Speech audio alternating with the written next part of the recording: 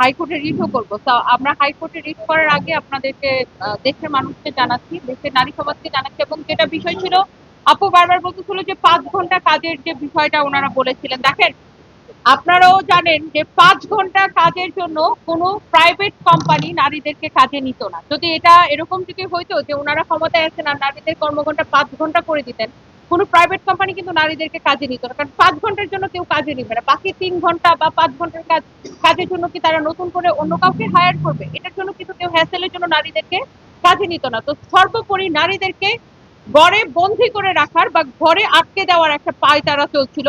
এবং এখানে কিন্তু তারা আরেকটা বিষয় ক্লিয়ার করে নাই যে এই ৫ ঘন্টা কাজ কোন নারীরা করবে।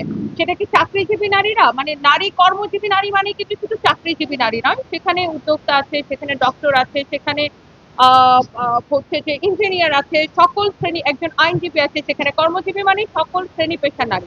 তো আমি কত ঘন্টা কাজ করব সেইটা আমার টাকায়, আমার ট্যাক্সের টাকায়, আমার ভ্যাটের টাকায় যে সরকার চলে, সেই সরকার কিন্তু ঠিক করে দিতে পারে না যে আমি কত ঘন্টা কাজ করব।